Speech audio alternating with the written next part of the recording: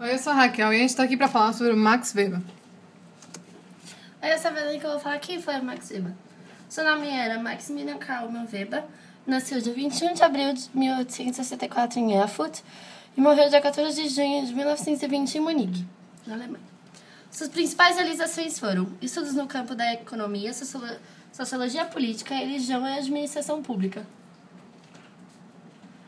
Prestou consultoria aos negociadores da Alemanha no Tratado de Versalhes e também prestou consultoria à comissão que redigiu a Constituição de Weimar. Eu sou a Raquel e eu vou falar sobre as principais obras dele. As principais foram A Ética Protestante e o Espírito do Capitalismo, Estudos sobre a Sociologia e a Religião, Estudos de Metodologia e a Política como Vocação. As frases mais famosas dele são: regra é, antes de tudo, gestão da vida cotidiana, e não se teria jamais atingido o possível se não houvesse tentado o impossível.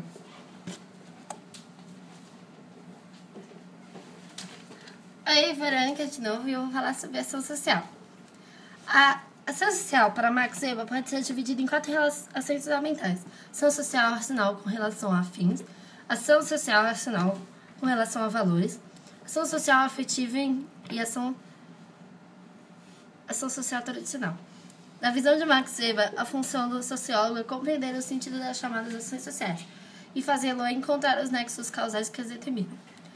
Os tipos de ideias servem como modelos e, a partir deles, a estada infinidade pode ser resumida em 4 ações fundamentais, a saber: 1. Ação social racional com relação a fins, na qual a ação é estritamente racional. Toma-se um fim e este é, então, racionalmente buscado. Há a escolha dos melhores meios para se realizar um fim. 2. Ação social racional com relação a valores, na qual não é o fim que orienta a ação, mas o valor, este seja ético, religioso, político ou estético. 3. Ação social afetiva, em que a conduta é movida por sentimentos tais como orgulho, vingança, loucura, paixão, inveja, medo, etc. E a ação social tradicional, que tem como fonte motivadora os costumes ou hábitos arraigados. Oi, eu sou a Nicole e eu vou falar sobre o sistema de tipos ideais. Na primeira parte de Economia e Sociedade, Max Weber expõe seu sistema de tipos ideais, entre os quais os de lei, democracia, capitalismo, feudalismo, sociedade, burocracia, patrimonialismo e sultanismo.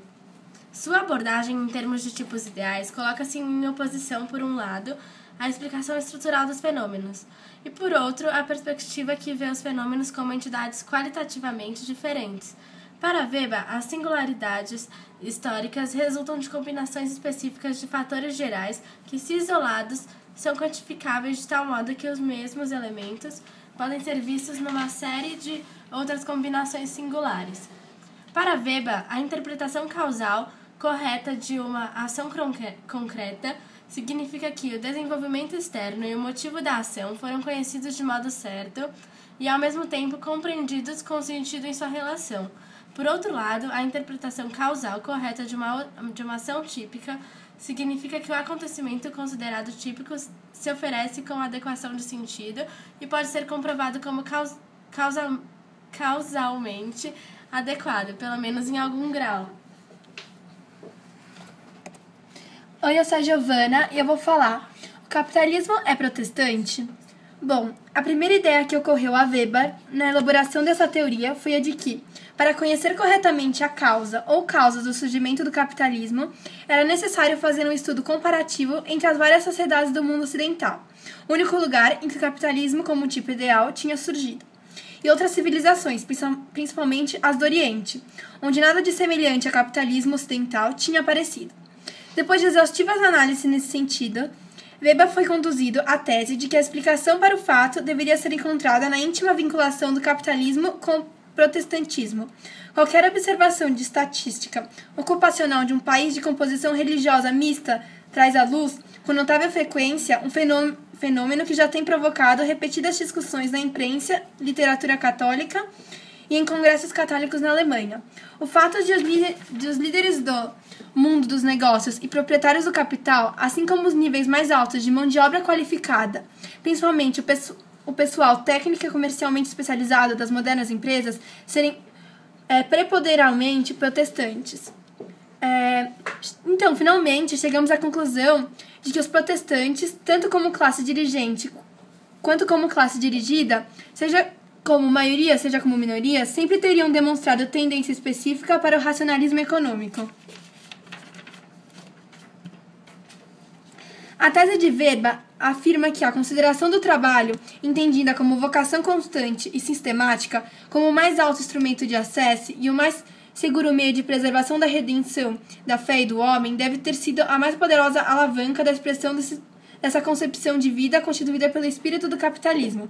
É necessário, contudo, salientar que Weber em nenhum momento considera o espírito do capitalismo como pura consequência da reforma protestante.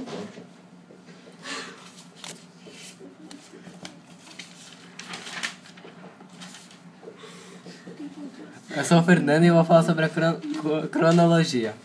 Em 1874, Marx nasce em Erfurt, dia 21 de abril.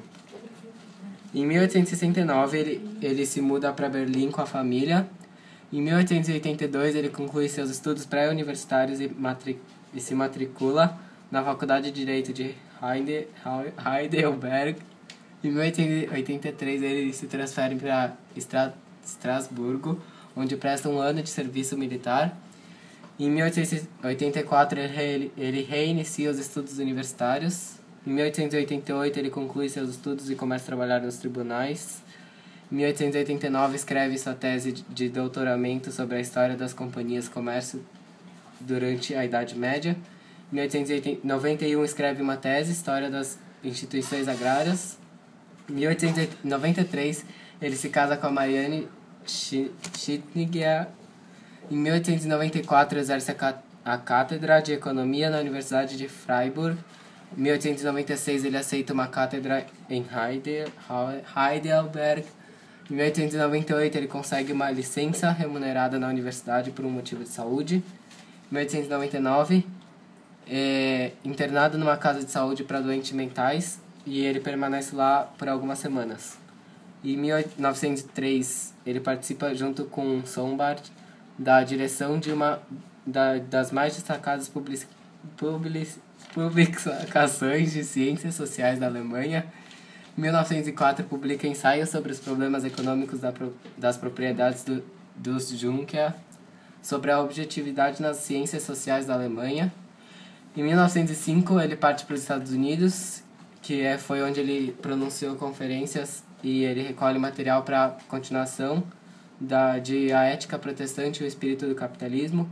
Em 1906, redige 2 ensaios sobre a Rússia, a situação da democracia burguesa na Rússia e a transição da Rússia para o constitucionalismo de fachada. Em 1904, em 14, início da Primeira Guerra Mundial, e ele, no posto de capitão, é encarregado de organizar e administrar 9 hospitais em Heidelberg. Em 1918, ele se transfere para Viena e ele dá um curso sobre o título de Uma Crítica Positiva da Concepção Materialista de uma História. Em 1919, pronuncia conferências em Munique, que serão publicadas sob o título de História. E em 1920, ele morre com a consequência de uma pneumonia aguda. Oi, eu sou a Raquel e eu vou falar sobre as contribuições do Marx. O Marx contribuiu para a consolidação da sociologia como ciência ao compor um método compreensivo e discutir a relação entre subjetividade e objetividade do trabalho de pesquisa, posicionando como um dos clássicos da sociologia e um dos mais proeminentes representantes. O Marx é um dos grandes sociólogos clássicos que estudamos, e ele apresenta uma característica que opõe aos demais. É que a maneira como esse sociólogo pensa o funcionamento da sociedade é de modo consequente os métodos que ele propõe para que se observe esse funcionamento. Implicam em definir a relação entre indivíduo e sociedade de um modo em que a resistência do indivíduo antecede a existência da sociedade. Bom, esse foi o nosso trabalho e a gente pegou desses 3 sites, a suapesquisa.com, a Educação do UOL e o Educacional lá do Porto. É isso.